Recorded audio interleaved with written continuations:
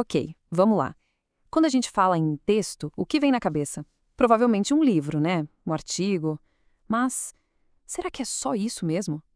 Nessa nossa análise, a gente vai desvendar o que a linguística moderna realmente entende por texto. E olha, a resposta pode surpreender, viu? Vamos começar pelo mais óbvio, né? Um livro. Isso é um texto, certo? Claro que sim. Milhares de palavras, frases organizadinhas, uma história com começo, meio e fim. Esse é o nosso ponto de partida, a ideia clássica de texto. Agora, a coisa começa a ficar interessante quando a gente olha para isso aqui. Um meme. Tem uma imagem, uma frase curtinha, uma pitada de ironia, ele tem uma intenção, comunica uma ideia, gera reações. Isso também é texto? Hum? Aí a definição já começa a esticar um pouco, né? E para a gente ir ainda mais longe, pensa numa conversa. São palavras faladas, sabe, trocadas ali na hora, cheias de contexto de coisas que só quem tá na conversa entende. Não tá escrito em papel nenhum, mas é uma troca de sentidos. Então a grande pergunta é: o que todas essas coisas têm em comum para a gente poder chamar de texto? Pois é, para a gente responder essa pergunta, a gente precisa entender que o próprio conceito de texto evoluiu. O texto deixou de ser visto como uma coisa estática, sabe, fechada em si mesma, hoje é algo bem mais dinâmico. Antigamente, a grande preocupação era a gramática, se as frases estavam certinhas. Depois, o foco mudou um pouco, foi para a lógica interna, sabe? Para a coesão, para a coerência, o que liga uma parte na outra. Mas hoje a visão é muito, mas muito mais ampla. O texto é visto como um verdadeiro evento, uma prática social que acontece na interação entre as pessoas. Então, a ideia-chave é essa aqui, ó. O sentido não tá só nas palavras que estão ali no papel. Ele é construído na hora. Depende da intenção de quem está produzindo, do contexto onde aquilo circula e até do conhecimento de mundo de quem recebe a mensagem. Pensa no texto como um ponto de encontro, um lugar onde a comunicação acontece. Ok, se o texto é um evento, o que faz ele funcionar? Existem, tipo, uns ingredientes que garantem que a comunicação dê certo? Vamos dar uma olhada neles?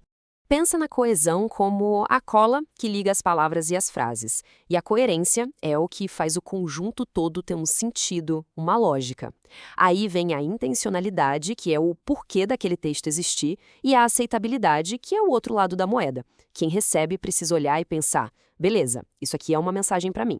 A gente tem também a informatividade, que mede o nível de novidade, a situacionalidade, que vê se o texto está adequado para o momento, e, por fim, a intertextualidade, que é a conversa desse texto com todos os outros textos que existem.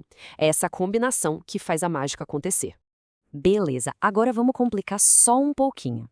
Vamos para um nível mais fundo. Existe uma diferença muito importante entre o texto que a gente vê e o discurso que ele carrega. É como a diferença entre a superfície do mar e as correntes fortes que correm lá por baixo, sabe? Olha só, o texto é basicamente o quê? São as palavras, as frases, a estrutura que a gente consegue ver e analisar. O discurso, por outro lado, é o como e o porquê. É a linguagem sendo usada na sociedade, cheia de intenções, valores e visões de mundo. Pensa assim, o texto é só a pontinha do iceberg. O discurso é aquela parte gigante de gelo que está escondida debaixo d'água. E essa frase resume tudo de forma genial. Sabe por quê? Porque nenhum texto é neutro. Ele é sempre o veículo, a forma como um discurso se torna concreto, real. É o discurso que dá todo o propósito, o significado mais profundo para o texto.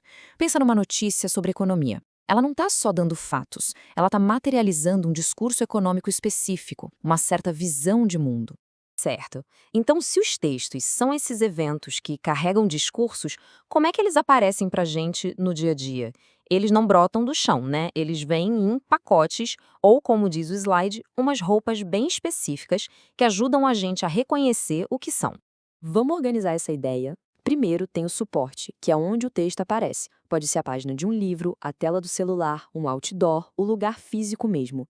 Depois vem o gênero, que é a função social daquele texto, a forma como a gente reconhece ele, tipo uma receita, um e-mail, uma notícia de jornal. E por último, o tipo textual, que é a estrutura principal por trás. Ele está contando uma história, é uma narração. Está detalhando alguma coisa, é uma descrição. Está dando uma ordem, é uma injunção. E aqui, olha, é super importante não confundir gênero com tipo. Pensa assim, os gêneros são praticamente infinitos. Eles aparecem e desaparecem conforme a sociedade precisa. São coisas concretas, tipo um post de Instagram, um podcast.